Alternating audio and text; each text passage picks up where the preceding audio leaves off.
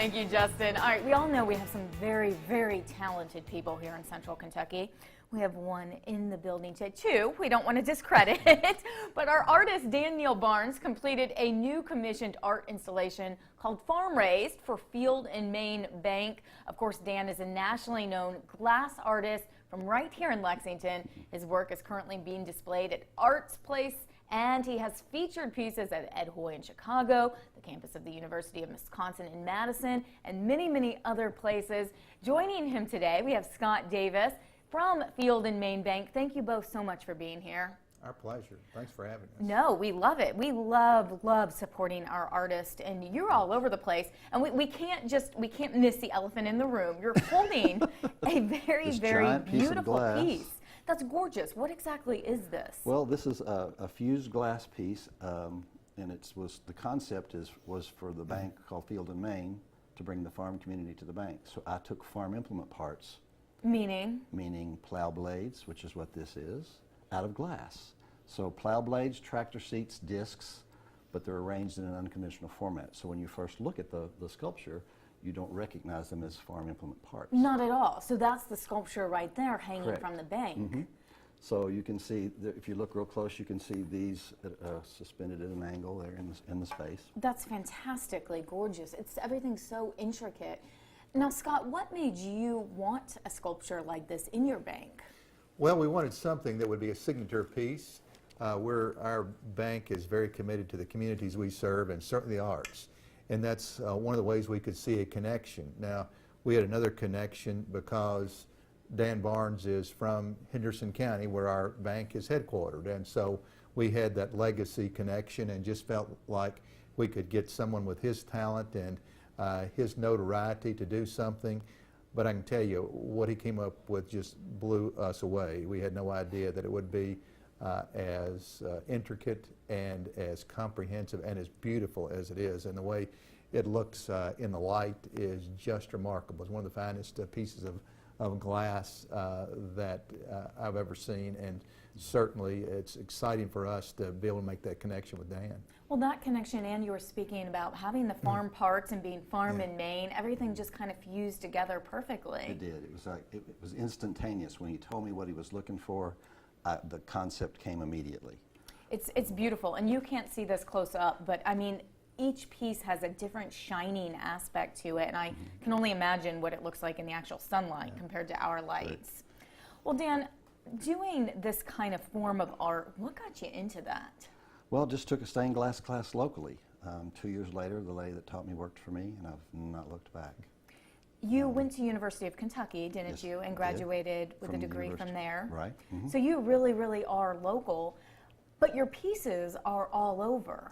Where can we see some of your sculptures and everything that you have made? Well, you've mentioned several already. Chicago at Ed Hoy, that's the largest glass distributor in the country, and one of my pieces hangs in their lobby. I've got work from all across the country, from Miami to Chicago to New York. I've sold work everywhere. Now, Scott talked about, the concept that you came up with is just beyond anything he even expected. Can you take us through that process a little bit? Well, obviously this is fused glass, so it's several layers of fused glass that have been melted together. It's stained glass, it's been melted together. I had to create the molds to form this too, so that it's three-dimensional. So those were made out of metal. Then I formed the glass to that mold, again heating it a second time at a little lower temperature, so it takes on that shape.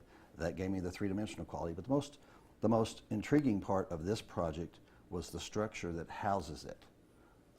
The metal that's in the background, developing all the metal that would carry the weight, that would hold the pieces where I wanted them. Sure.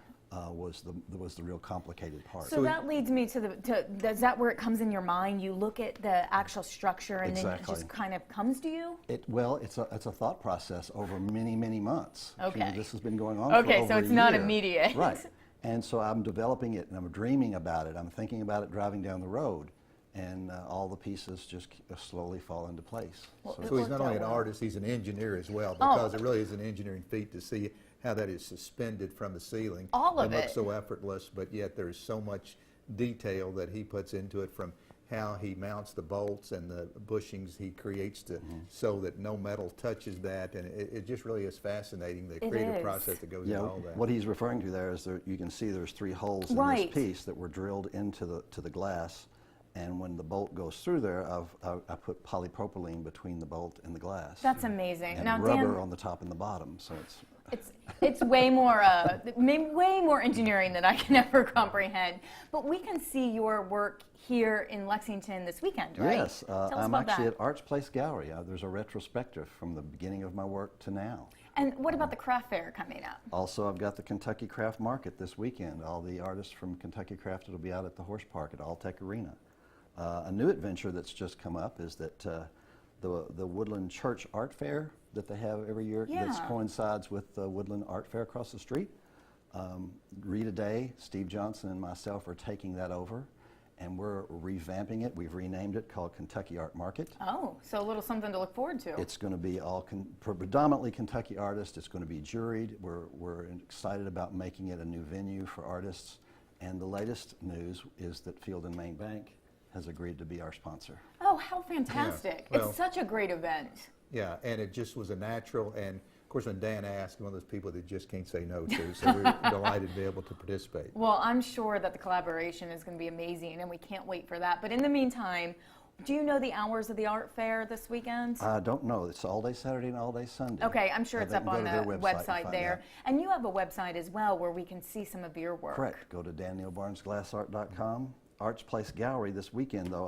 I will be at the Gallery Hop. Oh, fantastic. So for they can for actually that come and meet you. retrospective. And also on April the 10th is the actual opening of the opening reception. So I'll be there again. And both of those nights, this Friday and April the 10th, I will be there actually creating one of these 3-dimensional sculptures on site. So You we'll can go- watch him do it in person. Check out his website. Thank you both so much Thank for you for being having here. us. We appreciate it. Beautiful, beautiful work. Commission Dam, you have Scott right here who can We'll finance it for endorse you. Yeah. that. All right, thanks so much. Stay with us. Midday Kentucky will be right back.